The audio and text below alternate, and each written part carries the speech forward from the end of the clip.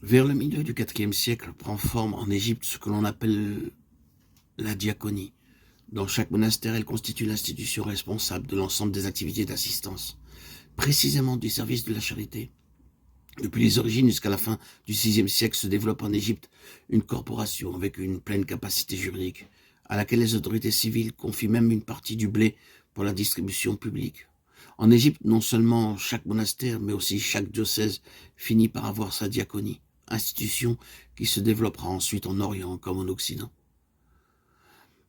Le pape Grégoire le Grand, en 604, fait référence à la diaconie de Naples. En ce qui concerne Rome, les documents font allusion aux diaconies à partir du 7e siècle et du 8e siècle.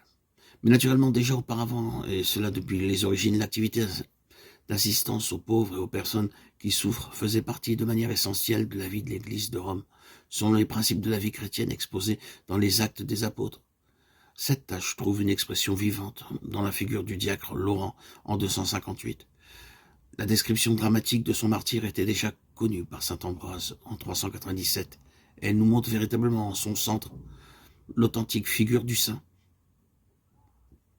À lui qui a été responsable de l'assistance aux pauvres de Rome, a été accordé un laps de temps, après l'arrestation de ses confrères et du pape, pour rassembler les trésors de l'Église et les remettre aux autorités civiles.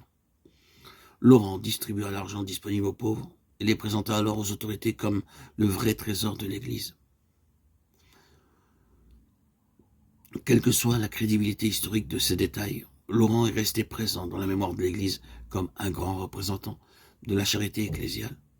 Une référence à la figure de l'empereur Julien, l'apostat en 363, peut montrer encore une fois que la charité organisée et pratiquée par l'Église des premiers siècles est essentielle. Alors qu'il avait 6 ans, Julien avait assisté à l'assassinat de son père, de son frère et d'autres de ses proches par des gardes du palais impérial. Il attribuait cette brutalité à tort ou à raison à l'empereur Constance, qui se faisait passer pour un grand chrétien, et de ce fait, la foi chrétienne fut une fois pour toutes discréditée à ses yeux. Devenu empereur, il décida de restaurer le paganisme, l'antique religion romaine, mais en même temps de le réformer de manière qu'il puisse devenir réellement la force entraînante de l'Empire. Dans cette perspective, il s'inspira largement du christianisme. Il instaura une hiérarchie de métropolites et de prêtres. Les prêtres devaient être attentifs à l'amour pour Dieu et pour le prochain. Dans une de ses lettres, il écrivait que l'unique aspect qui le frappait dans le christianisme était l'activité caritative de l'Église. Pour son nouveau paganisme, ce fut donc un point déterminant que de créer à côté du système de charité de l'Église une activité équivalente dans sa religion.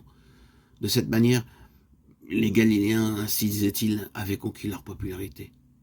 On se devait de faire de l'émulation et même de dépasser leur popularité. De la sorte, l'empereur confirmait donc que la charité était une caractéristique déterminante de la communauté chrétienne de l'Église.